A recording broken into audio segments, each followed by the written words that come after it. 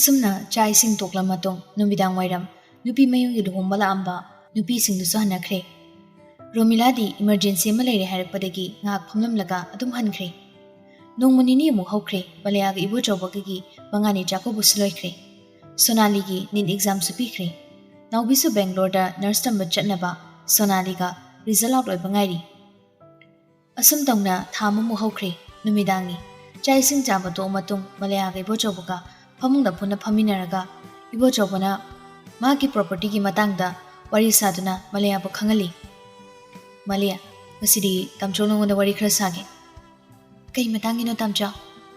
ꯄ꯭ꯔꯣꯄꯔꯇꯤꯒꯤ ꯃꯇꯥꯡꯅꯤ꯫ ꯇꯥꯝꯆꯧꯒꯤ ꯂꯩꯔꯤꯕ ꯂꯟ ꯊꯨꯝ ꯃꯌꯥꯝꯁꯤ ꯅꯪ ꯑꯩꯅ ꯉꯥꯛꯂꯒ ꯊꯝꯒꯗꯕ ꯑꯣꯏꯕꯅ ꯃꯔꯨꯑꯣꯏꯅ ꯂꯟ ꯊꯨꯝꯁꯤꯒꯤ ꯃꯇꯥꯡꯗ ꯅꯪꯕꯨ ꯈꯪꯍꯟꯗꯕ ꯌꯥꯗꯦ꯫ ꯃꯁꯤꯒꯤ ꯃꯇꯥꯡꯗꯅꯤ ꯇꯥꯝꯆꯧꯅ ꯋꯥꯔꯤ ꯁꯥꯒꯦ ꯈꯜꯂꯤꯁꯦ꯫ ꯍꯥꯏꯕꯤꯌꯨ ꯇꯥꯝꯆꯧ꯫ ꯄꯥꯕꯨꯡꯅ ꯂꯩꯔꯤꯉꯩꯗ ꯑꯩꯒꯤ ꯃꯤꯡꯗ ꯂꯧ ꯄꯔꯤ ꯄꯥꯜꯂꯒ ꯊꯅꯝꯃꯤ꯫ ꯏꯃꯥꯒꯤ ꯃꯤꯡꯗ ꯂꯧ ꯄꯔꯤ 2꯫ ꯃꯗꯨꯒꯤ ꯃꯇꯨꯡ ꯑꯩꯅ ꯈꯔ ꯁꯨꯝ ꯂꯩꯁꯤꯟꯕꯗꯒꯤ ꯂꯧ ꯄꯔꯤ 30 ꯁꯨꯔꯦ꯫ ꯂꯧꯁꯤꯡꯁꯤ ꯑꯩꯈꯣꯏ ꯈꯨꯟꯁꯤꯒꯤ ꯂꯥꯏꯔꯕ ꯈꯨꯟꯖꯥꯁꯤꯡꯗ ꯂꯣꯏꯅ ꯎꯍꯜꯂꯤ꯫ ꯑꯗꯨꯒ ꯈꯨꯟꯖꯥꯁꯤꯡꯅ ꯆꯍꯤ ꯈꯨꯗꯤꯡꯒꯤ ꯂꯧꯔꯣꯛ ꯊꯥꯗ ꯂꯧꯁꯥꯟ ꯀꯥꯔꯤ꯫ ꯇꯥꯝꯆꯧꯒꯤ ꯑꯦꯀꯥꯎꯟ 3ꯅꯤ꯫ ꯑꯦꯀꯥꯎꯟ ꯈꯨꯗꯤꯡꯃꯛ ꯐꯨꯜ ꯉꯥꯛꯇꯅꯤ꯫ ꯁꯦ ꯃꯣꯍꯔ 50 ꯂꯩ꯫ ꯃꯄꯥꯟ ꯂꯝꯒꯤ ꯃꯤ ꯆꯪꯗ꯭ꯔꯤꯕ ꯑꯍꯟꯕ ꯁꯅꯥ ꯉꯥꯛꯇꯅꯤ꯫ ꯇꯥꯝꯆꯧꯅ ꯃꯔꯛ ꯃꯔꯛꯇ ꯃꯄꯥꯟ ꯂꯝꯒꯤ ꯄ꯭ꯔꯣꯖꯦꯛ ꯋꯥꯔꯛ ꯆꯠꯄꯗ ꯈꯪꯍꯦꯜ ꯑꯣꯏꯅ ꯂꯧꯔꯛꯄꯅꯤ꯫ ꯃꯂꯤꯌꯥꯗꯣ ꯇꯨꯃꯤꯟ ꯇꯥꯔꯤ꯫ ꯊꯝꯕꯥꯜ ꯆꯤꯡꯌꯥꯒꯤ ꯑꯀꯣꯏꯕꯗ ꯂꯩꯔꯤꯕ ꯈꯨꯟꯖꯥꯁꯤꯡꯅ ꯐꯥꯔꯝ ꯇꯧꯗꯨꯅ ꯉꯥ ꯌꯣꯛꯂꯤꯕ, ꯃꯅꯥ ꯃꯁꯤꯡ ꯊꯥꯗꯨꯅ ꯕꯦꯁ ꯐꯥꯔꯝ ꯇꯧꯔꯤꯕ, ꯀꯤꯗꯁ ꯁꯦꯟꯇꯔ, ꯊꯝꯕꯥꯜ ꯍꯥꯏ ꯁ꯭ꯀꯨꯜ, ꯗꯤꯁꯄꯦꯟꯁꯔꯤ, ꯍꯦꯟꯂꯨꯝ ꯑꯃꯗꯤ ꯍꯦꯟꯗꯤꯀ꯭ꯔꯥꯐꯠꯁꯀꯤ ꯁꯦꯟꯇꯔ ꯑꯣꯏꯔꯤꯕ ꯊꯝꯕꯥꯜ ꯆꯤꯡꯌꯥꯕꯨ ꯀꯣꯜꯂꯤꯕ ꯂꯝꯁꯤꯡꯁꯦ ꯇꯥꯝꯆꯧꯒꯤ ꯉꯥꯛꯇꯅꯤ꯫ ꯐꯥꯔꯝꯁꯤꯡ ꯑꯃꯗꯤ ꯁ꯭ꯀꯨꯜ, ꯀꯤꯗꯁ ꯁꯦꯟꯇꯔ, ꯗꯤꯁꯄꯦꯟꯁꯔꯤ, ꯍꯦꯟꯂꯨꯝ, ꯍꯦꯟꯗꯤꯀ꯭ꯔꯥꯐꯠ ꯍꯥꯏꯔꯤꯕ ꯀꯝꯄꯦꯅꯤꯁꯤꯡꯁꯦ ꯂꯤꯗꯔꯁꯤꯡꯅ ꯊꯥ ꯑꯃꯃꯝꯗ ꯊꯝꯕꯥꯜ ꯆꯤꯡꯌꯥ ꯀꯣꯜꯂꯤꯕ ꯂꯝꯁꯤꯡꯒꯤ ꯄꯔꯁꯦꯟ ꯑꯣꯏꯅ 1,00,000 ꯇꯥꯝꯆꯧꯗ ꯀꯃꯤꯁꯟ ꯑꯣꯏꯅ ꯀꯥꯔꯤ꯫ ꯊꯝꯕꯥꯜ ꯆꯤꯡꯌꯥꯒꯤ ꯈꯥ ꯊꯪꯕ ꯃꯥꯏꯀꯩꯗ ꯂꯧ ꯑꯦꯀꯣꯔ ꯑꯃ ꯂꯩꯔꯤꯕꯁꯤꯁꯨ ꯕ꯭ꯔꯤꯛ ꯐꯤꯜ ꯇꯧꯔꯒꯦ ꯍꯥꯏꯔꯤ꯫ ꯇꯥꯝꯆꯧꯅꯁꯨ ꯑꯌꯥꯕꯗꯨ ꯄꯤꯈ꯭ꯔꯁꯤꯔꯅ ꯈꯜꯂꯤꯕ꯫ ꯑꯁꯨꯛ ꯆꯥꯎꯕ ꯂꯝ ꯑꯃ ꯐ꯭ꯔꯤꯗ ꯂꯩꯍꯟꯕꯗꯨ ꯄꯥꯝꯃꯨꯕ꯫ ꯑꯗꯨꯕꯨ ꯍꯧꯖꯤꯛꯇꯤ ꯇꯥꯝꯆꯧꯒꯤ ꯃꯤꯡꯗ ꯂꯩꯔꯤꯕ ꯂꯟ ꯊꯨꯝ ꯃꯌꯥꯝꯁꯦ ꯅꯪꯒꯤ ꯃꯤꯡꯗ ꯂꯣꯏꯅ ꯄꯥꯟꯕꯤꯔꯒꯦ ꯍꯥꯏꯅ ꯈꯜꯂꯤ꯫ ꯑꯗꯨꯅ ꯃꯁꯤꯁꯦ ꯇꯥꯝꯆꯧꯅ ꯅꯪꯉꯣꯟꯗ ꯍꯥꯏꯗꯣꯔꯤꯕ ꯋꯥꯁꯦ꯫ ꯍꯥꯏꯕꯤꯌꯨ ꯇꯥꯝꯆꯧ꯫ ꯑꯗꯣ ꯑꯩꯈꯣꯏꯅꯤꯒꯤ ꯂꯟ ꯊꯨꯝ ꯃꯌꯥꯝꯁꯤ ꯉꯥꯛꯍꯧꯅꯕ ꯏꯕꯥꯅꯤꯒꯤ ꯏꯐꯝꯗ ꯍꯧꯖꯤꯛ ꯌꯥꯝ ꯗꯔꯀꯥꯔ ꯑꯣꯏꯔꯤꯁꯦ ꯀꯅꯥ ꯀꯅꯥꯅꯣ ꯅꯪ ꯈꯪꯕ꯭ꯔꯣ? ꯈꯪꯂꯗꯤ ꯑꯝꯇ ꯍꯥꯏꯌꯨꯗꯅ꯫ ꯏꯕꯣꯆꯧꯕꯅ ꯍꯪꯂꯛꯂꯤꯕ ꯋꯥꯍꯪꯗꯨꯗ ꯃꯂꯤꯌꯥ ꯏꯀꯥꯏꯔꯤ꯫ ꯅꯣꯡꯃꯤ ꯅꯣꯛꯃꯤ ꯃꯔꯩꯗꯨ ꯆꯤꯛꯁꯤꯜꯂꯒ ꯈꯥꯡꯉꯤ꯫ ꯑꯃꯨꯛ ꯏꯀꯥꯏꯔꯕ꯭ꯔꯥ? ꯇꯥꯝꯆꯧꯗꯨꯗ ꯌꯥꯝ ꯏꯀꯥꯏꯔꯗꯤ ꯀꯃꯥꯏꯅ ꯇꯧꯗꯣꯏꯅꯣ? ꯑꯇꯣꯞꯄꯁꯨ ꯅꯠꯇꯅ꯫ ꯑꯗꯣ ꯍꯥꯏꯌꯨꯅꯦ, ꯑꯩꯈꯣꯏꯅꯤꯒꯤ ꯏꯐꯝꯗ ꯌꯥꯝ ꯃꯔꯨ ꯑꯣꯏꯔꯤꯁꯦ ꯀꯅꯥ ꯀꯅꯥꯅꯣꯕ? ꯃꯂꯤꯌꯥꯗ ꯇꯞꯅ ꯌꯥꯝ ꯏꯀꯥꯏꯅ ꯅꯣꯛꯂꯛꯏ꯫ ꯈꯪꯗꯦ꯫ ꯅꯪꯅ ꯈꯪꯗ꯭ꯔꯗꯤ ꯀꯅꯥꯅ ꯈꯪꯗꯣꯏꯅꯣ? ꯑꯩꯈꯣꯏꯅꯤ ꯁꯨꯝ ꯏꯀꯥꯏꯅꯔꯒ ꯂꯩꯔꯗꯤ ꯀꯃꯥꯏꯅ ꯌꯨꯝ ꯄꯥꯟꯃꯤꯟꯅꯗꯣꯏꯅꯣ? ꯁꯦ ꯇꯥꯝꯆꯧ ꯍꯥꯏꯒꯦ꯫ ꯅꯣꯏꯒꯤ ꯇꯥꯃꯣ ꯌꯥꯏ ꯑꯃꯗꯤ ꯏꯃꯥꯅ ꯄꯤꯇꯠ ꯄꯥꯇꯠꯄ ꯃꯆꯥꯗꯅ ꯌꯨꯝ ꯄꯥꯜꯂꯤ꯫ ꯑꯗꯨ ꯍꯥꯏꯗꯨꯅ ꯅꯪꯕꯨ ꯏꯟꯊꯣꯛꯄꯤꯔꯤ꯫ ꯑꯗꯨꯅ ꯇꯥꯝꯆꯧꯒꯤ ꯁꯥꯒꯩꯁꯤ ꯆꯥꯎꯅꯕ, ꯈꯨꯀꯟ ꯄꯥꯡꯒꯟꯅꯕ, ꯐꯦꯃꯤꯂꯤ ꯑꯃ ꯑꯣꯏꯍꯧꯅꯕ ꯌꯥꯝꯗ꯭ꯔꯕꯗ ꯑꯩꯈꯣꯏꯅꯤꯒꯤ ꯏꯆꯥ 2 ꯅꯠꯇ꯭ꯔꯒ 3 ꯃꯨꯛꯇꯤ ꯗꯔꯀꯥꯔ ꯌꯥꯝ ꯑꯣꯏ꯫ ꯇꯥꯝꯆꯧꯅ ꯍꯥꯏꯁꯦ ꯚꯥꯞ ꯇꯥꯕ꯭ꯔꯥ? ꯇꯥꯏ꯫ ꯅꯨꯄꯥꯕꯨ ꯑꯣꯏꯔꯁꯨ ꯅꯨꯄꯤꯕꯨ ꯑꯣꯏꯔꯁꯨ ꯇꯥꯝꯆꯧꯒꯤꯗꯤ ꯑꯀꯥꯏꯕ ꯑꯝꯇ ꯂꯩꯇꯦ꯫ ꯅꯨꯄꯥ ꯅꯨꯄꯤ ꯆꯞ ꯃꯥꯟꯅꯩ, ꯈꯦꯠꯅꯕ ꯂꯩꯇꯦ꯫ ꯂꯟ ꯊꯨꯝ ꯃꯌꯥꯝꯁꯤꯕꯨ ꯉꯥꯛ ꯁꯦꯜꯍꯧꯅꯕ ꯏꯆꯥꯗꯨꯗꯅꯤ ꯌꯥꯝꯅ ꯃꯔꯨ ꯑꯣꯏꯔꯤꯁꯤ꯫ ꯃꯂꯤꯌꯥꯗꯤ ꯃꯆꯥ ꯄꯜꯂꯛꯄꯗꯨꯗ ꯌꯨꯝꯕꯥꯜ ꯑꯅꯧꯕꯒꯤ ꯍꯧꯅꯁꯥ ꯃꯈꯨꯠꯅ ꯃꯃꯥꯏꯗꯨ ꯈꯨꯝꯂꯒ ꯈꯥꯡꯂꯤ꯫ ꯍꯧꯖꯤꯛꯀꯥꯟ ꯃꯥ ꯌꯥꯝ ꯀꯟꯅ ꯏꯀꯥꯏꯔꯤ꯫ ꯈꯔ ꯂꯩꯔꯒꯗꯤ ꯐꯔꯛꯄꯁꯨ ꯌꯥꯏ꯫ ꯅꯨꯄꯥꯗꯨꯁꯨ ꯊꯨꯃꯟꯈ꯭ꯔꯦ꯫ ꯂꯨꯍꯣꯡꯕ ꯊꯥ 2 ꯐꯥꯎ ꯐꯥꯗ꯭ꯔꯤ ꯌꯥꯝꯅ ꯈꯨꯃꯥꯡ ꯆꯥꯎꯁꯤꯜꯂꯤ꯫ ꯃꯥꯅ ꯈꯨꯃꯥꯡ ꯆꯥꯎꯁꯤꯟꯕꯒꯤ ꯃꯇꯤꯛ ꯅꯨꯄꯤꯗꯨꯒꯤ ꯏꯀꯥꯏꯕꯒꯤ ꯈꯣꯡꯖꯦꯜ ꯑꯁꯨꯝ ꯌꯥꯡꯈꯠꯂꯛꯏ꯫ ꯃꯂꯤꯌꯥꯅ ꯃꯈꯨꯠ ꯑꯅꯤꯗꯨꯅ ꯃꯃꯥꯏꯗꯨ ꯈꯨꯝꯂꯒ ꯂꯩꯕꯗꯨꯗ ꯏꯕꯣꯆꯧꯕꯗꯣ ꯅꯣꯛꯐꯦꯠ ꯇꯧꯏ꯫ ꯀꯃꯥꯏ ꯉꯥꯡꯅꯁꯤꯒꯦ ꯃꯁꯤꯕꯣ? ꯑꯊꯤꯕ ꯃꯃꯥꯏ ꯑꯁꯤ ꯃꯈꯨꯠꯅ ꯈꯨꯝꯂꯒ ꯈꯥꯡꯂꯤ ꯋꯥꯅꯤ꯫ ꯋꯥ ꯑꯝꯇ ꯍꯥꯏꯔꯨꯕꯒ ꯏꯀꯥꯏꯔꯤꯕ ꯌꯨꯡ ꯏꯀꯥꯏ ꯊꯤꯕꯤꯁꯤ ꯉꯥꯏꯈ꯭ꯔꯦꯕ꯫ ꯑꯩꯈꯣꯏ ꯑꯅꯤ ꯏꯀꯥꯏꯅꯔꯗꯤ ꯌꯨꯝꯁꯤ ꯀꯃꯥꯏꯅ ꯄꯥꯟꯁꯦ ꯍꯥꯏꯔꯤꯅꯣ? ꯃꯇꯩ ꯃꯅꯥꯎ ꯏꯀꯥꯏꯅꯕ ꯌꯥꯗꯦ꯫ ꯏꯀꯥꯏꯅꯔꯗꯤ ꯄꯨꯂꯤꯁꯅ ꯐꯥꯏ ꯍꯥꯏꯕꯅꯤꯀꯣ꯫ ꯐꯖꯈꯤꯅꯤ꯫ ꯇꯥꯝꯆꯧꯗꯤ ꯈꯥꯝꯂꯣꯏꯌꯦ꯫ ꯄꯨꯂꯤꯁꯅꯒ ꯐꯥꯕ ꯂꯥꯛꯑꯕ ꯑꯗꯨꯝ ꯐꯥꯍꯟꯗꯣꯏꯅꯤ꯫ ꯍꯟꯗꯛꯇꯤ ꯃꯂꯤꯌꯥꯗ ꯇꯞꯅ ꯅꯣꯛꯂꯛꯏ꯫ ꯏꯕꯣꯆꯧꯕꯁꯨ ꯅꯣꯛꯂꯛꯏ꯫ ꯍꯥꯏꯁꯨ ꯍꯥꯏꯕꯅꯤ ꯃꯥꯜꯂꯦ ꯏꯃꯨꯡꯁꯤꯗ ꯃꯁꯨꯁꯤꯡꯅ ꯀꯣꯏꯆꯦꯟ ꯆꯦꯜꯂꯒ ꯆꯦꯟ ꯆꯣꯡꯗꯨꯅ ꯁꯥꯟꯅꯖꯕꯗꯣ ꯏꯃꯥꯅ ꯌꯦꯡꯖꯔꯒ ꯅꯣꯛꯆꯒꯗꯧꯔꯤꯕꯅꯤ꯫ ꯃꯁꯨꯁꯤꯡꯒꯤ ꯈꯣꯡꯖꯤ ꯃꯈꯣꯜꯗ ꯏꯃꯥꯅ ꯍꯔꯥꯎꯖꯒꯗꯕꯗꯣ꯫ ꯅꯪꯁꯨ ꯑꯝꯇ ꯈꯜꯂꯒ ꯌꯦꯡꯉꯨꯅꯤ꯫ ꯃꯂꯤꯌꯥ ꯍꯟꯗꯛꯇꯤ ꯃꯃꯥꯏꯗꯣ ꯅꯣꯟꯊꯔꯒ ꯌꯥꯝ ꯇꯞꯅ ꯍꯥꯏꯔꯛꯏ꯫ ꯇꯥꯝꯆꯧꯒꯤ ꯑꯁꯦꯡꯕ ꯏꯅ ꯏꯐꯝꯗ ꯇꯝꯕꯤꯕ ꯅꯨꯡꯁꯤꯕ ꯈꯨꯗꯣꯜꯕꯨ ꯇꯥꯝꯆꯧꯒꯤ ꯁꯥꯒꯩꯒꯤ ꯑꯁꯦꯡꯕ ꯏ ꯃꯇꯨꯡ ꯑꯣꯏꯅ ꯑꯩꯒꯤ ꯁꯤꯌꯣꯝꯂꯣꯝꯗꯒꯤ ꯇꯥꯏꯕꯪ ꯐꯥꯎꯍꯟꯗꯨꯅ ꯁꯥꯒꯩꯁꯤꯗ ꯂꯟ ꯑꯣꯏꯅ ꯑꯩꯅ ꯈꯨꯗꯣꯜ ꯇꯝꯒꯅꯤ꯫ ꯏꯃꯥ ꯁꯛꯂꯕꯤ ꯅꯨꯡꯁꯤꯔꯕ ꯏꯅꯦꯝꯒꯤ ꯃꯐꯝꯗ ꯅꯨꯡꯁꯤꯔꯕ ꯃꯁꯨꯁꯤꯡꯒꯤ ꯈꯣꯡꯖꯤ ꯃꯈꯣꯜ ꯑꯩꯅ ꯁꯣꯏꯗꯅ ꯇꯥꯍꯟꯒꯅꯤ꯫ Sagai-sigi I matung kayana nungsiraba aigi puroibagi lantung ngak senduna thamgani. Ima ibung singi mamangda kukan panganba family ama sungsoi soidana semlani. Nang aigi family kukan panganba family mu oyongnaba tamjongna nafamda nungsi khudol kya tamgani. Tamjogi nungsi khudol singasi aigi malinigi sigumlungdagi taibam phauruktuna sangsar sida malayaga ibo chawbugagi mangal naina hinglami. Ado ikoinigi nungsi khudol sagai sigi asingma iwaina phangjagadoriba nungsiraba ijasingna sakhiu heusanu. Malaya makut anina magi tamjawda chena koli aduga masado pulap oina ibo chawbagi mathada tamna changkhre. Ibo chawbuna su malayabo makut aniduna chena konsinpi.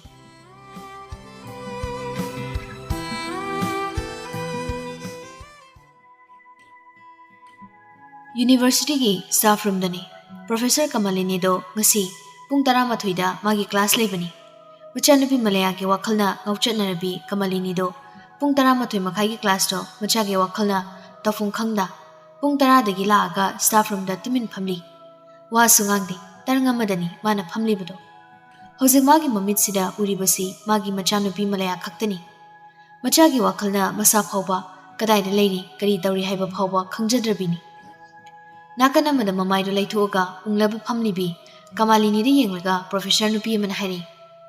Madam, karino sumunglaga phambiri badubo walang som tangangde. Madam gi nungai tabado share tawse.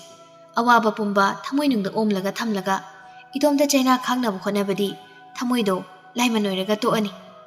Pendaba nungai tab haibase akhoi masen phongdoknaraga awaba kharadi adum kokani. Idomda chaina khangse yamwa bani madam. Khare sutana se kedawrage. Hoi Ichigi China se khangbada yamnadi wabani adubo phana waba meja khoidina su akhoi masen share tongna tatok tasin tongnarabadi medam gi thamoi da chakliba maido kharadi inthagadra khanjai awaba haibase amana amada share tongnarabadi sarup ahum thongpagi manungda amadi soidina hanthagani medam gi nungai tabado akhoi da su phungu piyo akhoi su saruk yazaki Kamalini do professor nupi du gi wado da mapi do lepalaitana sinthari Mamai do tamna leisale aduga rumal dona tarakli bamapi do tamna teithui. Madam, ai isagi maise yamwai khangphom khangde. Chare chakphom khangde. Tumlasu tupphom khangde. Isagi nungsirabi taying bi maithung dudan ai himit sida uriba. Ichagi khonjal tan nakong sida tarib. Ai ngauri madam, ai ngaubi haibado oin. Nakong sida tariba ichagi nungsiraba khonjal sida Ayo mikop amata pothahante. Namahadana potharage kathuk patamlage khalakpa mikop tan he ichabu ningsingba. Kakthuknaba phanakana hone. Adubu ichage mamiduna nongminuk mimit mangsida hekta lepe. Masidani aina warib angaubi magum nelibase. Masibu macha Ningol pukchabagi mahiro medam. Kamalini do kaple. Nupiduna mu makhatari. Hauna sani medam. Isa Ningol pukchamangi mahini.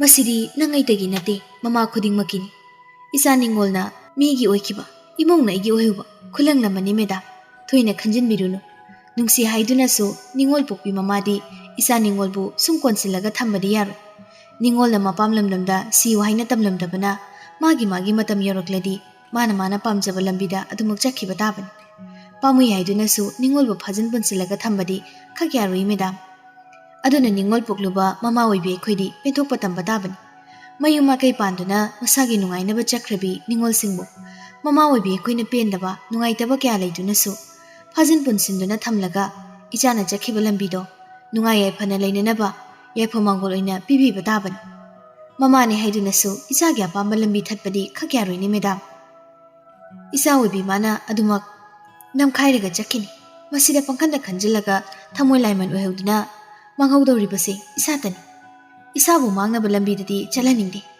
mama oibi akhoi kathokpadana maruni masidana ichasingi punsibu afaba achumba punsi oin uba ngamgani adugumlaba mama dugi machasingna aranba lambida kaidongda chatloi mama oibi magi kathokpa ngambi thamoiduna adumang joy oini madam na haibiribu wafamse achumbani khakningai leite mama oibi akhoi kathokpa penthokpadana mama singe asinga makunoiram sak phajaba achawram pamba ai mangai haina chachaba sigumba akhuba mitengna Meena मीबू अꯩꯅ ꯄꯨꯝꯅꯃꯛꯇꯒꯤ ꯍꯦꯜꯂꯦ ꯈꯪꯅ ꯅꯥꯄꯜ ꯑꯃꯒ ꯏꯔꯣꯏꯅꯅ ꯍꯤꯡꯂꯛꯑꯕꯤ ꯃꯃꯥ ꯑꯩꯗꯤ ꯐꯅ ꯆꯥꯎꯕ ꯑꯣꯖꯥꯒꯤ ꯈꯝꯄꯨꯗꯨꯅꯁꯨ ꯃꯇꯤꯛ ꯆꯥꯗꯕꯤ ꯃꯒꯨꯟ ꯌꯥꯎꯗꯕꯤ ꯃꯃꯥ ꯑꯃ ꯑꯣꯏꯔꯝꯂꯦ ꯍꯥꯏꯕꯁꯦ ꯑꯩꯒꯤ ꯏꯆꯥꯅ ꯃꯃꯥ ꯑꯩꯕꯨ ꯄꯔꯥ ꯑꯣꯏꯅ ꯇꯝꯕꯤꯔꯝꯂꯦ ꯑꯗꯨꯕꯨ ꯃꯦꯗꯥꯝ ꯂꯝꯗꯝꯁꯤꯒꯤ ꯅꯤꯡꯉꯣꯜ ꯄꯣꯛꯄꯤ ꯃꯃꯥꯁꯤꯡꯗ ꯑꯩꯅ ꯄꯤꯖꯅꯤꯡꯕ ꯄꯥꯎꯇꯥꯛꯇꯤ ꯑꯩ ꯏꯁꯥꯁꯦ ꯄꯣꯡꯗꯨꯅꯇ ꯂꯦꯜꯂꯤ ꯆꯥꯎꯗꯨꯅꯇ ꯂꯦꯜꯂꯛꯄꯅꯤ ꯁꯛ ꯐꯖꯕ ꯑꯩꯇꯅꯤ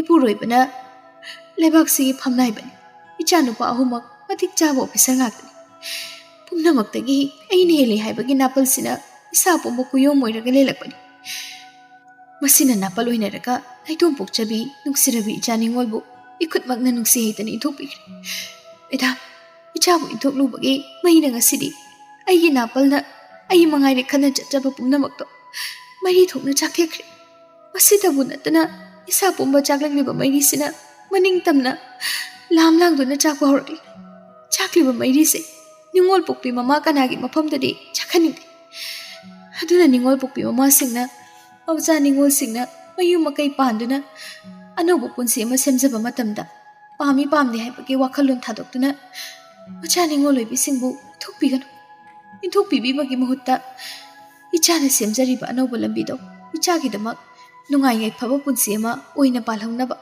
ꯃꯃꯥ ꯑꯣꯏꯕꯤꯁꯤꯡꯅ ꯃꯆꯥ ꯅꯤꯡꯉꯣꯜꯁꯤꯡꯕꯨ ꯌꯥꯏꯐ ꯃꯥꯡꯒꯣꯜ ꯑꯣꯏꯅ ꯄꯤꯕꯤꯌꯨ ꯍꯥꯏꯅ ꯂꯝꯗꯝꯁꯤꯒꯤ ꯃꯃꯥꯁꯤꯡꯗ ꯑꯩꯅ ꯍꯥꯏꯖꯔꯤ ꯑꯐ ꯐꯠꯇ ꯈꯟꯊꯗ ꯇꯨꯡꯗ ꯀꯔꯤ ꯑꯣꯏꯔꯛꯀꯅꯤ ꯍꯥꯏꯕꯒꯤ ꯋꯥꯈꯜ ꯃꯆꯦꯠ ꯑꯃꯠꯇ ꯈꯟꯊꯧꯗ ꯊꯥꯛ ꯃꯥꯟꯅꯗꯦ ꯍꯥꯏꯗꯨꯅ ꯏꯆꯥ ꯅꯤꯡꯉꯣꯜꯕꯨ ꯏꯟꯊꯣꯛꯂꯨꯕꯒꯤ ꯃꯩꯁꯦ ꯄ꯭ꯔꯣꯐꯦꯁꯔ ꯀꯃꯥꯂꯤꯅꯤꯒꯤ ꯍꯥꯛꯇꯛꯇ ꯃꯅꯤꯡ ꯇꯝꯅ ꯆꯥꯛꯁꯅꯨ ꯑꯇꯣꯞꯄ ꯅꯤꯡꯉꯣꯜ ꯄꯣꯛꯄꯤ ꯃꯃꯥꯁꯤꯡꯗꯗꯤ ꯃꯩꯔꯤꯁꯤꯅ ꯃꯌꯥꯏꯍꯟꯅꯤꯡꯗꯦ ꯃꯁꯤ ꯍꯥꯏꯅ ꯃꯦꯁꯦꯖ ꯑꯃꯇꯪꯗꯤ ꯄꯤꯖꯒꯦ ꯑꯇꯣꯞꯄ ꯄ꯭ꯔꯣꯐꯦꯁꯔ ꯅꯨꯄꯤ ꯑꯃꯅ ꯑꯃꯨꯛ ꯍꯥꯏꯔꯤ ꯃꯦꯗꯥꯝ ꯀꯃꯥꯂꯤꯅꯤ ꯍꯜꯂꯛꯎ ꯍꯥꯏꯕ ꯌꯥꯔꯣꯏꯗꯕ ꯊꯣꯛꯈ꯭ꯔꯕ ꯊꯧꯗꯣꯛ ꯃꯥꯕꯨ ꯅꯤꯡꯁꯤꯡꯂꯒ ꯏꯁꯥꯕꯨ ꯃꯥꯡꯅꯕ ꯂꯝꯕꯤꯗ ꯆꯪꯁꯤꯟꯕꯗꯤ ꯌꯥꯝ ꯂꯥꯟꯒꯅꯤ ꯐꯥꯊꯕꯤꯌꯨ ꯏꯪꯊꯕ ꯇꯝꯕꯤꯌꯨ ꯐꯥꯊꯕꯁꯨ ꯇꯝꯕꯤꯌꯨ ꯏꯆꯥ ꯍꯥꯏꯁꯤꯗꯤ ꯏꯆꯥꯅꯤ ꯐꯅ ꯂꯥꯞꯈ꯭ꯔꯕꯁꯨ ꯐꯅ ꯇꯥꯝꯈ꯭ꯔꯕꯁꯨ ꯄꯨꯟꯁꯤ ꯆꯨꯞꯄꯒꯤ ꯏꯟꯊꯣꯛꯄꯤꯈ꯭ꯔꯕꯁꯨ ꯀꯅꯥꯒꯤꯁꯨ ꯑꯣꯏꯕ ꯌꯥꯔꯣꯏ ꯃꯦꯗꯥꯝꯒꯤ ꯏꯆꯥ ꯅꯤꯡꯉꯣꯜ ꯑꯣꯏꯅ ꯑꯗꯨꯃꯛ ꯂꯩꯒꯅꯤ ꯑꯇꯣꯞꯄ ꯃꯃꯥꯒꯤ ꯃꯆꯥꯅꯤ ꯍꯥꯏꯕ ꯌꯥꯔꯣꯏ ꯏꯅꯥꯛꯇ ꯂꯩꯕꯁꯨ ꯏꯅꯥꯛꯇꯒꯤ ꯂꯥꯞꯈꯤꯕꯁꯨ ꯏꯆꯥꯒꯤ ꯏꯆꯥ ꯉꯥꯛꯇꯅꯤ ꯆꯞ ꯃꯥꯟꯅꯩ ꯃꯃꯥ ꯃꯆꯥꯒꯤ ꯃꯔꯤꯕꯨ ꯇꯠꯄ ꯌꯥꯕ꯭ꯔꯅꯤ ꯃꯦꯗꯥꯝ ꯉꯥꯏꯍꯥꯛ ꯁꯥꯎꯅꯕꯒꯤ ꯄꯦꯟꯗꯕꯒꯤ ꯏꯟꯊꯣꯛ ꯏꯟꯁꯤꯟ ꯇꯧꯅꯔꯕꯁꯨ ꯅꯣꯡꯃ ꯂꯝꯕꯤ ꯂꯝꯈꯥꯡꯗ ꯎꯅꯕ ꯃꯇꯝꯗ ꯇꯠꯈ꯭ꯔꯕ ꯃꯃꯥ ꯃꯆꯥꯒꯤ ꯂꯝꯕꯤꯗꯣ ꯃꯁꯥꯅ ꯑꯗꯨꯝ ꯁꯝꯂꯛꯀꯅꯤ ꯃꯦꯗꯥꯝꯒꯤ ꯏꯆꯥꯅꯨꯄꯤꯗꯨꯅ ꯍꯔꯥꯎꯅ ꯏꯃꯥ ꯍꯥꯏꯅ ꯀꯧꯖꯔꯛꯄ ꯃꯇꯝꯗ ꯃꯆꯦ ꯇꯥꯅ ꯀꯥꯏꯈ꯭ꯔꯕ ꯃꯦꯗꯥꯝꯒꯤ ꯊꯃꯣꯏꯗꯣ ꯏꯃꯥ ꯍꯥꯏꯕ ꯈꯣꯟꯖꯦꯜꯗꯨꯅ ꯑꯗꯨꯃꯛ ꯇꯥꯏꯁꯤꯟꯅꯈꯤꯅꯤ ꯃꯃꯥ ꯃꯆꯥꯅꯤꯒꯤ ꯃꯔꯛꯇ ꯂꯩꯅꯔꯤꯕ ꯃꯔꯤꯕꯨ ꯀꯅꯥꯅ ꯊꯥꯗꯠꯂꯨꯕ ꯉꯝꯗꯣꯏꯅꯣ ꯁꯥꯎꯕ ꯐꯔꯛꯄ ꯅꯨꯃꯤꯠꯇ ꯑꯗꯨꯝ ꯂꯣꯏꯔꯦ ꯏꯃꯥꯅꯤ ꯏꯆꯥꯅꯤ ꯍꯥꯏꯗꯅ ꯑꯗꯨꯝ ꯄꯨꯟꯁꯤꯟꯅꯈꯤꯅꯤ ꯃꯃꯥ ꯃꯆꯥ ꯁꯥꯎꯅꯕꯕꯨ ꯀꯌꯥꯝ ꯀꯨꯏꯅ ꯁꯥꯎꯅꯔꯨꯅꯤꯒꯦ ꯏꯃꯥ ꯍꯥꯏꯔꯛꯄꯒ ꯏꯕꯦꯝꯃ ꯍꯥꯏꯔꯛꯄ ꯃꯤꯀꯨꯞꯇ ꯑꯗꯨꯝ ꯂꯣꯏꯔꯦ ꯊꯃꯣꯏꯗꯣ ꯑꯃꯨꯛꯇ ꯐꯥꯊꯕꯤꯔꯣ ꯐꯥꯊꯕ ꯇꯞꯊꯕ ꯍꯥꯏꯕ ꯒꯨꯟꯁꯤꯅ ꯃꯃꯥ ꯑꯣꯏꯕꯤ ꯑꯩꯈꯣꯏꯒꯤ ꯏꯐꯝꯗ ꯂꯦꯡꯗꯅ ꯂꯩꯔꯤ ꯃꯈꯩ ꯏꯆꯥꯗꯣ ꯐꯅ ꯂꯥꯞꯈꯤꯁꯅꯨ ꯃꯇꯝ ꯃꯇꯝꯒꯤ ꯃꯇꯨꯡ ꯏꯟꯅ ꯏꯅꯥꯛꯇ ꯑꯗꯨꯝ ꯅꯛꯁꯤꯜꯂꯛꯀꯅꯤ ꯃꯦꯗꯥꯝ ꯀꯃꯥꯂꯤꯅꯤ ꯇꯨꯃꯤꯟꯅ ꯇꯥꯔꯤ ꯐꯔꯦ ꯃꯦꯗꯥꯝ ꯃꯦꯗꯥꯝꯒꯤ ꯇꯥꯏꯃꯤꯡ ꯌꯧꯔꯦ ꯀ꯭ꯂꯥꯁ ꯂꯧꯕꯤꯔꯨꯔꯣ ꯑꯩꯈꯣꯏꯁꯨ ꯀ꯭ꯂꯥꯁ ꯂꯧꯔꯝꯂꯒ ꯄꯨꯟꯅ ꯍꯟꯃꯤꯟꯅꯈ꯭ꯔꯁꯤ ꯀꯃꯥꯂꯤꯅꯤ ꯇꯞꯅ ꯍꯧꯒꯠꯂꯛꯏ ꯍꯣꯏ ꯑꯩ ꯆꯪꯖꯔꯨꯈꯤꯒꯦ ꯑꯣꯀꯦ ꯃꯦꯗꯥꯝ ꯑꯁꯨꯝꯅ ꯃꯌꯥꯝꯗꯣ ꯃꯥꯒꯤ ꯀ꯭ꯂꯥꯁꯇ ꯆꯪꯅꯔꯦ ꯃꯂꯌꯥꯒ ꯏꯕꯣꯆꯧꯕꯒ ꯂꯨꯍꯣꯡꯈꯤꯕ ꯊꯥ 3 ꯐꯥꯔꯦ ꯃꯂꯌꯥꯗꯣ ꯍꯟꯗꯛ ꯃꯔꯛꯁꯤ ꯃꯁꯥꯗꯣ ꯏꯅꯨꯡ ꯅꯨꯡꯉꯥꯏꯇꯕ ꯆꯥꯅꯤꯡ ꯊꯛꯅꯤꯡꯕ ꯀꯌꯥ ꯄꯣꯛꯇꯦ ꯍꯥꯏꯗꯨꯅ ꯅꯣꯡꯃ ꯅꯤꯅꯤ ꯁꯨꯔꯦ ꯏꯆꯥ ꯆꯥꯁꯤꯟꯕ ꯌꯥꯔꯛꯇꯕ ꯅꯨꯡꯊꯤꯜ ꯅꯨꯃꯤꯗꯥꯡ ꯋꯥꯏ ꯄꯨꯡ 4 ꯇꯥꯔꯛꯄ ꯑꯗꯨꯋꯥꯏꯅꯤ ꯏꯕꯣꯆꯧꯕꯗꯣ ꯑꯣꯐꯤꯁꯇꯒꯤ ꯍꯜꯂꯛꯑꯒ ꯃꯥꯒꯤ ꯀꯥꯗ ꯆꯪꯂꯛꯄꯗ ꯃꯂꯌꯥꯗ ꯐꯃꯨꯡꯗ ꯍꯤꯞꯄꯒ ꯂꯩꯔꯝꯃꯤ ꯀꯩꯗꯧꯔꯦ ꯅꯨꯃꯤꯗꯥꯡ ꯋꯥꯏꯔꯝꯁꯤꯗ ꯍꯤꯞꯂꯒ ꯂꯩꯔꯤꯗꯨꯕꯣ ꯅꯁꯥꯗꯣ ꯌꯥꯝ ꯄꯣꯊꯅ ꯎꯏꯅꯦ ꯇꯝꯆꯧ ꯍꯛꯆꯥꯡ ꯅꯨꯡꯉꯥꯏꯇꯦ ꯁꯨꯝ ꯍꯤꯞꯂꯒ ꯂꯩꯅꯤꯡꯉꯤ ꯀꯩꯒꯤ ꯅꯨꯡꯉꯥꯏꯇ꯭ꯔꯤꯅꯣꯅꯦ ꯅꯁꯥꯗꯣ ꯉꯝꯗ꯭ꯔꯗꯤ ꯇꯝꯆꯧꯗ ꯐꯣꯟ ꯇꯧꯔꯛꯄ ꯌꯥꯗ꯭ꯔꯣ ꯑꯅꯥꯕ ꯂꯣꯠꯁꯟꯕꯗꯤ ꯌꯥꯝ ꯐꯠꯇꯦ ꯈꯤꯇꯪ ꯅꯨꯡꯉꯥꯏꯔꯛꯇ꯭ꯔꯒ ꯗꯥꯛꯇꯔꯒ ꯁꯠ ꯇꯥꯟꯅꯍꯧꯒꯗꯕꯅꯤꯅꯦ ꯅꯥꯕ ꯅꯠꯇꯦ ꯁꯨꯝ ꯅꯨꯡꯉꯥꯏꯇꯕꯅꯤ ꯑꯦ ꯅꯥꯕ ꯅꯠꯇꯕ ꯁꯨꯝ ꯅꯨꯡꯉꯥꯏꯇꯕ ꯑꯉꯥꯎꯕꯁꯤꯗꯤ ꯅꯥꯕꯒ ꯍꯛꯆꯥꯡ ꯅꯨꯡꯉꯥꯏꯇꯕꯒ ꯆꯞ ꯃꯥꯟꯅꯩ ꯍꯛꯆꯥꯡ ꯅꯨꯡꯉꯥꯏꯔꯛꯇ꯭ꯔꯤꯗോ ナꯔꯤꯕꯅꯤ ꯑꯗꯣ ꯀꯔꯥꯏꯗꯅꯣꯕ ꯅꯪꯅ ꯅꯨꯡꯉꯥꯏꯇ꯭ꯔꯤꯁꯦ ꯆꯥꯛ ꯆꯥꯅꯤꯡꯗꯕꯅꯤ ꯀꯩꯗꯧꯕꯩ ꯆꯥꯛ ꯆꯥꯅꯤꯡꯗ꯭ꯔꯤꯕ ꯆꯥꯛꯇꯤ ꯃꯌꯥꯝ ꯆꯥꯗꯧꯅꯤ ꯆꯥꯗ꯭ꯔꯗꯤ ꯅꯁꯥꯗꯣ ꯁꯣꯟꯊꯔꯛꯀꯗꯧꯔꯤꯕꯅꯤ ꯁꯦ ꯇꯝꯆꯧꯒꯤ ꯌꯦꯡꯕꯤꯒꯦꯁꯦ ꯏꯕꯣꯆꯧꯕꯗꯣ ꯐꯃꯨꯡ ꯃꯌꯥꯗꯨꯗ ꯂꯦꯞꯄꯒ ꯃꯈ꯭ꯋꯥꯡꯗꯣ ꯍꯥꯏꯐꯦꯠ ꯅꯣꯟꯊꯔꯒ ꯃꯈꯨꯠꯅ ꯃꯂꯌꯥꯒꯤ ꯂꯥꯏꯕꯛꯇ ꯄꯥꯏꯔꯒ ꯌꯦꯡꯉꯤ ꯃꯈꯨꯠ ꯃꯁꯥꯗꯣ ꯇꯥꯞ ꯇꯥꯞ ꯄꯥꯏꯔꯒ ꯑꯃꯨꯛ ꯌꯦꯡꯉꯤ ꯀꯩꯁꯨ ꯇꯧꯗꯦꯗ ꯂꯥꯏꯕꯛꯁꯤ ꯁꯥꯕ꯭ꯔꯥ ꯌꯦꯡꯕꯅꯤ ꯑꯗꯨꯕꯨ ꯁꯥꯗꯦ ꯀꯩ ꯆꯥꯁꯜꯂꯨꯔꯒꯦ ꯅꯪꯕꯣ ꯆꯥꯛ ꯆꯥꯅꯤꯡꯗꯦ ꯍꯥꯏꯔꯤꯁꯤꯕꯣ ꯀꯩꯁꯨ ꯆꯥꯗꯦ ꯑꯗꯣ ꯑꯩ ꯀꯔꯤꯝꯇ ꯆꯥꯅꯤꯡꯗꯦ ꯇꯝꯆꯧ ꯐꯤꯌꯣꯡ ꯂꯨꯈꯤꯒꯦ ꯌꯥꯝ ꯅꯨꯡꯉꯥꯏꯇ꯭ꯔꯒꯅ ꯗꯥꯛꯇꯔꯗ ꯆꯠꯇꯥꯔꯦꯗꯅ ꯚꯤꯇꯥꯃꯤꯟ ꯑꯃ ꯊꯛꯇꯣꯛꯑꯒ ꯂꯣꯏꯔꯦ ꯀꯩꯅꯣ ꯆꯥꯛ ꯆꯥꯕ ꯌꯥꯅꯕ Ai tali, naba na tiba. Kaya dabay doctor chatoy no, ay chapa tali. Kaya dabay tandoy no, nasano ngay dradi, doctor ka na bataba ni. Chak sa dradi, nasado sunta daw riba. Ko, nang muna sana upa na tambay base, ay gitaw ni. Nangay daw no, tamjaw fisi hong laga ne, freezer rukigi, ngakdang putara mo. Malayado, machin na pa'y turay. Ay siyam na haning mal. Tawur siya mo ni, magi pa na bayraga, sorry dupo kay gini. Mali ni mamay daw, walom na lesin kring. Kamay nga na nigi masiwa. Tamjaw na nung simanda na, henman na luna tawram ni na, nang ay sinaba, hari. Wa mata hayro bagayade, pet hekta law. Wa do hayram laga, iwa jawa do, dressing room na jangkring. Mafi hong laga, washroom na mong jangki. Ngaki matung na thok laga, Malia, until numidang waigi kari-kari jarge nang bo. Kemta jade. Phone do mena kumakpani. Kari ki jadri ba? Ngasayo pung mapanta fatri ngay da jak sabani. Hauzi pung mga tasale. Marak sida pung kyano yung game lazy. Jak jar matung pung mga tarong muksi. Chakaw do da karim tatada na lady chakaw do suwedro. Madu da waza da rusya kanano ba? Malaya do kamde phone do met lagalay. Ibo jobo na mukso. Tamchong nang najabaya ba kayo kar sembigi. Kari janingin na nang bo. Kasi saning di bitam cho, ato changang di thakningi. Ningay di ba, fazana tawre. Pare, tamchok changang sembirage. TV si on tarungge ko, nang yening ba kayo yung. As, tamcho, ay TV gamta yening di mi. Yening na ba poto kamay yung duino. Chaning di hari susung chow hai, tamcho ay no cho. Ato ka TV si na, natanda peni yung cho. Ay am talle ba. Talo. Tamchok di niya, nayado pakto ka namda na pija tawri. Ay ginung sibi, nabayade, uhan mo suyade. Nang sikhang na jakadabani ko. Ibo chabuso makuna magi malayagi khazai duda sipoy nambe tormlaga kadu dei thokre. Malaya do nara male makuna makhazai do tamna nalhori. Kitchen dani ibo chabudo malayagi jangang lonbiri. Chado lona machin silepti. Lupi singsibo kairuni. Mogi masasida top gunna maloinari haiwan. Kizari kai nungai zari kai raujab. Moina haiba yari ke pinjab. Kitang hegi hawdabaga paithokpaga pomtokpaga. Kadino ni moisibo. Nupasingsiso nupina buhari lore. Apapata ikai ki gamta khangnaba nati. Nupina yanaba chatpada nupibu ek thiraba. Nupi ki khudombi matomda phamlaga adum lay. Nupi wakini, nupi saukini, sitani. Nupasingsina khalib. Nupina buhari di apaba boigera phataba boigera. Loina yarage sida layraba. Masigi maraksida aisi yauribani. Nupasingdagi ainaga taba nati henne helibani. Office daga wana hale pirolonglaga fazana iruza thoga chakhumsida nupina thaknaba changang ene lorisi thakningi hairamni lumbi batabni sasi lombidre amu saudini do nungsibidega changang glass amu phau pithak pidena paithokpaga pongtokpaga amu toibe loidorin aduna nupina yanaba nupina saudanaba aina changang lorisi sidabu nupasingi maraktagi aina hindi hairuba yaribo afamlo he nupi nupa asimbadi haikreda ko noise kari sumadi aino noina puridubo power yam lay hewan noise Kina kiriba, oinabana chawriba. Nupa sumana iriba, ngawe ngaholida, nupa singse. Nupi singsigi marakta, aigi malayana musu henjali. Sumba irise, mana taptaige sumlaga thambiramni naba. Ay sumagi nuksibada ngawchat narida. Kina kiriba, ikaina thigaliba.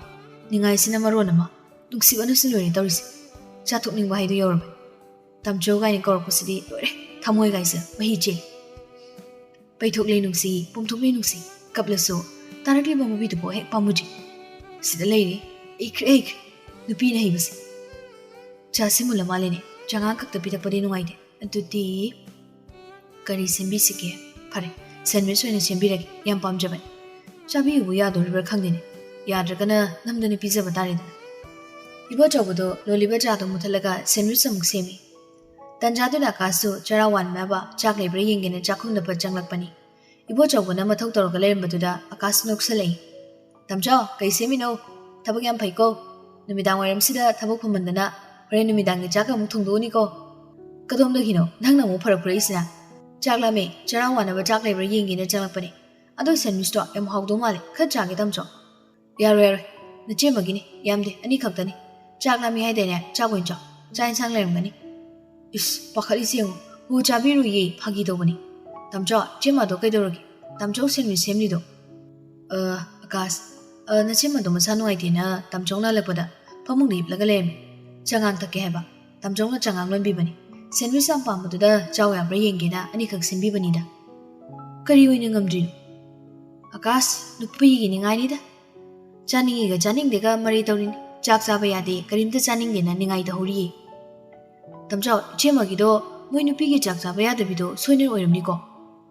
Kari no Akas, nupi na chak chaba yada basibu laina bro. Kari laina no dudi. Lai kaino, mo no bina chaning thaning ga polak tradi wa ma lere tamchao. Kai kaino to bido ram ladi. Kai no Akas kai kaino to bi haide. Ekhoi yam basidi chawdo yam wali bo. Ba bon thong na takid. Angang macha ga chapeng mane. Chahi yam jabai wani ba. Tamchao iche ma ga luong ki bado thawum phakrabani. Luong law matung da thawum gi matung da mo no biduna chaning thaning polak trabadi. Imai bi maru milaga tana biro. Result di imai bi mana dum pijai. Si boina sum tana kidro. Wa do hairaga Akas to plate ama pairaga rice cooker dagi chak to thidoga khang da yaru ben jang do hijili. Aduga dining chair da phamlaga kit namlaga chai. Sakta jiga akhoi nau bi gana bani na khangdaba udaba amate hek leiti. Amana igi ma sarga tamchok se yam kana wari wati min nang ni kubo. Noini go sinani khanbadane aise lolaga ne khango pho yawrbani. As chag hinsang sina hawriba olis ki pakhangna nupi thidoktana thirakpasida New Year na maron na mo ijani ba. Bam na tazadriba. Adugo hinsang sidi fazana hawi. Thokliba mahau se kari ga mix tawraga kari potyan tawraga mahau tho ino aido sakta fazadaba ikhoidi angang oibana ra khangde mamutana khangjai. Adubo war mamangi pakhangari ba singsidi bap tamana sutadida. Ahau ba jani ri khangi. Chabada mahau le hebasu khangi. Chari ba potuna mahau thoklai badu kari ga reaction laina madagi thokalini haidi khangde. Mina chada yedana pangcha chari baiduni. Hey, sakta thiya. Mamai mukong samnadaba wa ngangtani nang nangangi do. Angang oizarso mahau mathungi maramdane yam khangi haba natro. Chauro. Ayuki chajikto maha khongna chauro. Aidine thokchakragi. Akasa chana na nokli. Haujikti iche mana manakta lengda layarnina tamchogi mitsida kanamta phajana uroi. Iche ma khaktani hujik tamchogi mitta phajadaise. Nganghoro tamchok thoe. Ibo chobudo wado nganglamlaga masanan batri mada changang kap amaga sandwich ka haplaga puthokre. Hori bo chaki ba hawo mathialduna palakliba reaction gi result do khangni hainine doctor oi ne chipiro result soidena phangani. Ibo chobuso Akas da ngangori bido tari bani. Othok pangani da kari no mana ngangi memse chindiba panabaga ngambanate. Machina ngangna ibo chobudo ka da changi. Makuta pari bedredo beside table to the Tamlaga, Malaya the Yangaga. Malia, Hogolose, Chassi Takuna Batoxi, Nanga sandwich farm job to the Tamchong Simbirpani, Sasinsi, Yabrem. Malia the Hogolaga, Pamung the Makung the Antaraga Pummy, Changang the cup of Malorga Takwawi. Ibochabusu, Jack up to Loragatai. Sandwich to Jarodana. Tamcha Machabiro, Aina Macharaki, Luina Chabari Yamaleba, Animak Chabangamle. Husikan ayam chaning deba. Hoi, nang soma di loy na jar, tamsok soma jaring. Paning janing drabusne, nam da na krator su jar basu zaro. Jada badia de go, jada di wadarin, na sawan nga. Nang na wabudo, tamcho yung mga mloy. Nang na nasana o king launa, haraw no kinalay biduni. Ay na pam jabasu, ay na raw jabasu.